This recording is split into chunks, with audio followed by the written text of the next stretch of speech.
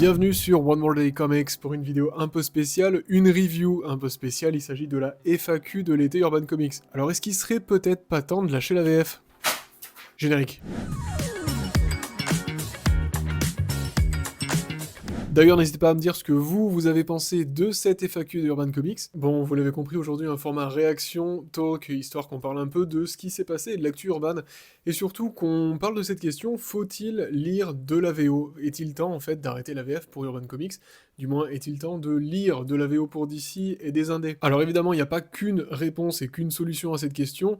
Je vous propose qu'on explore d'abord, très rapidement, hein, en moins de 3 heures promis, ce qu'il faut retenir des annonces d'Urban Comics. Bon déjà, la FAQ était très attendue, on a eu des informations hyper intéressantes sur des séries qui ont été complètement annulées, parce que ça se vend pas, et d'autres formats qui vont être ralentis au profit d'autres formats qui, eux, vont justement être mis en avant. Le fait est qu'Urban garde en vrai 4 gammes éditoriales. On a les DC Chronicles, qui sont évidemment tout le patrimoine de DC, donc ça continue à un rythme super lent. On doute un peu du fait que ça atteigne les New 52, mais bon, c'est une gamme qui va encore vivre, et ça c'est plutôt cool. Les Nomades, bien que un peu ralentis, et surtout qui ont subi le Superman, hein, tout simplement, avec la sortie du film, et on va revenir sur ça, avec la sortie du film, Urban a sorti que des Nomades quasiment de Superman, et donc ça a ralenti et surtout pris la place d'autres séries qui auraient pu profiter de cette sortie-là, du moins de ce format-là, et Urban promet de continuer les Nomades, et ça c'est vraiment bien parce que c'est une excellente porte d'entrée, même si honnêtement je trouve que Panini fait carrément mieux au niveau du format. Et surtout les paperbacks, les DC paperbacks qui sont arrivés cette année, qui sont en fait juste des paperbacks exactement comme la VO. Le but est de diminuer les coûts, en fait c'est les formats durs hein, qu'on avait à l'époque qui sont en train de disparaître, les formats cartonnés, et ça c'est quelque chose d'un peu triste, c'est quelque chose qui se voit réellement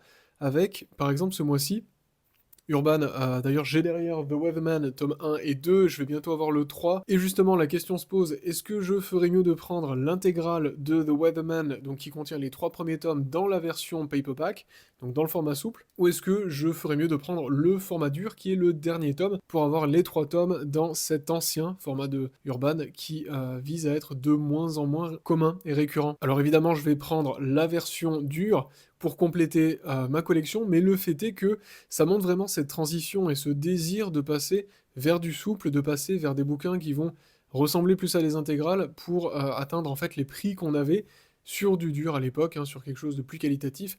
C'est un peu dommage, mais je trouve que la gamme d'ici Paperback est quand même hyper intéressante et permet notamment des rééditions de récits que l'on ne trouve plus sur le marché de l'occasion, notamment hein, que ce soit sur Vinted ou ailleurs. C'est très cool par exemple de voir les Green Lantern de Jeff Jones revenir dans ce format-là, en espérant que ça dure, et puis aussi d'autres récits plus élémentaires, hein, que ce soit des récits vraiment, enfin des arcs qui sont vraiment sélectionnés dans le Superman de Jeff Jones aussi, ou bien des vieilleries qu'on n'avait pas vues depuis très longtemps avec No Man's Land. Moi, c'est un format que je trouve hyper intéressant et je suis assez content qu'Urban continue de le promouvoir et joue un peu carte sur table hein, sur ça en le mettant vraiment en avant comme en quelque sorte le nouveau format des rééditions. D'ailleurs, j'ai très hâte de voir Saga, parce que Saga, je l'ai jamais commencé. Dites-moi si vous l'avez lu et ce que vous en avez pensé d'ailleurs. Mais je m'y suis jamais mis et je trouve que le fait qu'Urban redistribue encore, du moins republie Saga sous forme d'intégrale, même si c'est le format paperback, et ben j'ai très hâte de le découvrir parce que c'est un format qui reste malgré tout intéressant vu son prix, et honnêtement le souple pour les avoir feuilletés, j'en ai pas encore acheté, mais pour les avoir feuilletés, je les trouve vraiment sympas et qualitatifs. Pour le coup, bien mieux que les paperback VO qui eux sont généralement beaucoup plus fragiles et moins qualitatifs quoi. Ça m'est déjà arrivé d'avoir, notamment sur Gideon Falls, des pages qui s'envolent alors que le bouquin était neuf.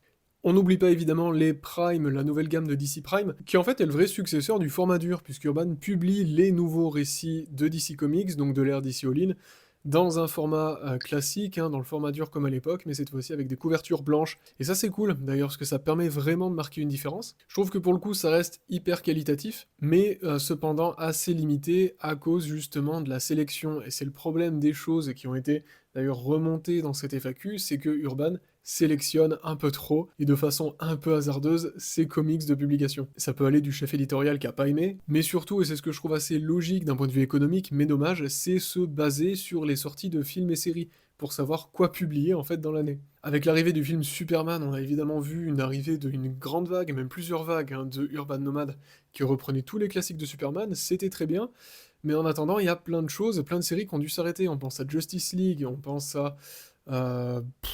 il y en a.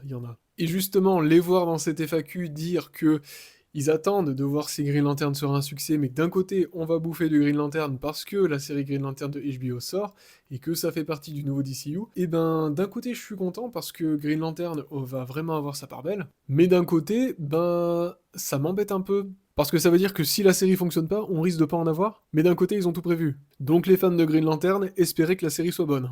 Bref, Urban a vraiment dit avoir un peu foiré la communication de ces derniers mois et dernières années, que ce soit sur le Energon Universe, que ce soit sur tout le reste, c'est assez maladroit, mais ils vont se rattraper, et ce que j'ai beaucoup apprécié dans cette FAQ, c'est que ils ont donné des réponses et ils ont osé dire non à certaines séries, comme The Unwritten qui ne continuera pas. Donc bon, ça vient surtout en fait confirmer qu'Urban est ici plus une vitrine d'exposition de l'univers d'ici en VF plutôt que vraiment un point d'accès qui va vous permettre de vous lancer dans un univers complet. C'est pas avec Urban Comics que vous allez pouvoir aller vraiment dans des trucs de niche, aller découvrir tous les récits liés autour, par exemple, je pense à Justice League Unlimited, qui est publié dans DC Prime. Il y a une review sur la chaîne, j'ai pas vraiment aimé, en fait, la série de Mark Waid et Dan Mora, mais il s'avère qu'il y a des petites séries à côté, les petits tie-ins et tout ce qui va avec, qui aurait dû être, je pense, publié avec le tome 1. Quitte à monter un peu le prix et rajouter évidemment plus de pages, on aurait eu vraiment plus de chair au récit et donc on aurait vraiment eu l'expérience VO avec toutes les séries à suivre en même temps. En fait, je pense qu'au final, ce qui manque, c'est le kiosque. Même si le kiosque apparemment c'est pas vraiment rentable, je peux pas m'empêcher de penser que ça aurait été quand même plutôt cool d'avoir tous les mois un épisode de Justice League Unlimited, avec derrière les tie-ins comme The Questions et tout ce qui va avec, qui vont permettre de compléter cet univers-là, parce que la VO se lit comme ça, et parce que je trouve que c'était cool quand même les kiosques urbains, non? Donc on est plutôt nombreux à se retrouver par exemple avec les 2 premiers tomes de Dawn of Green Lantern sans avoir la suite. Ce qui est plutôt triste parce qu'elle existe en fait, elle est juste pas publiée. Ça fait partie en fait des réalités, évidemment je ne suis pas éditeur, c'est absolument pas mon métier, j'y connais pas grand chose, mais je suppose que ça fait partie des réalités de l'entreprise. Donc bon, il faut les accepter en tant que lecteur, et la question qu'on peut se poser c'est, est-ce qu'il faudrait passer à la VO? Je vais être honnête avec vous, vous le savez si vous regardez cette chaîne et les vidéos achats, je n'achète quasiment plus d'Urban Comics. J'ai acheté du Urban Comics pendant plus de 10 ans, c'était quasiment les seuls éditeurs de comics à qui je donnais mon argent pour acheter des comics.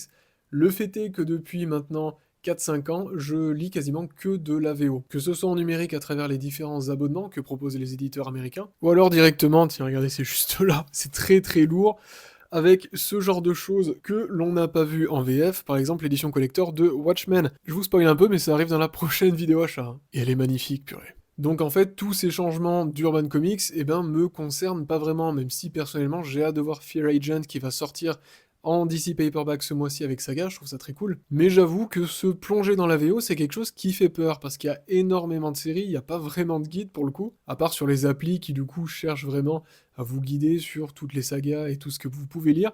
Le numérique, je trouve, reste largement inférieur au papier. Faut-il passer à la VO au papier? Si vous voulez aller plus loin, je crois que oui.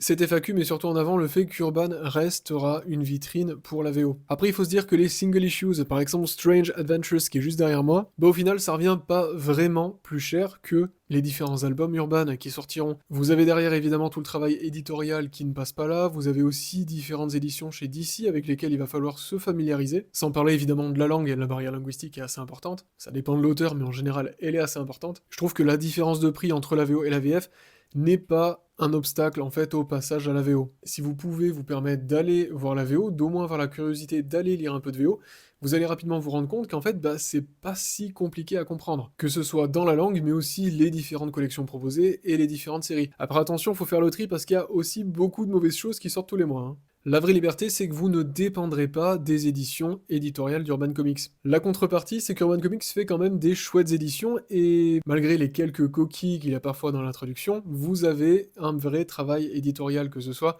de recontextualisation d'un récit, ou simplement de qualité du bouquin. Faut dire que quand même, il y a de beaux bouquins. Notamment le Batman et Robin de Mark Waid, celui-là incroyable. Donc Urban est assez limité, mais reste quand même un pilier assez solide, et je pense que vous pouvez vous appuyer dessus si vous cherchez vraiment à découvrir les comics. Si vous voulez aller plus loin, la VO reste une porte ouverte et une porte par laquelle il va falloir passer, même si la pièce est un peu sombre et ça fait un peu peur. Sans parler aussi du fait que le vrai débat est aussi l'attente.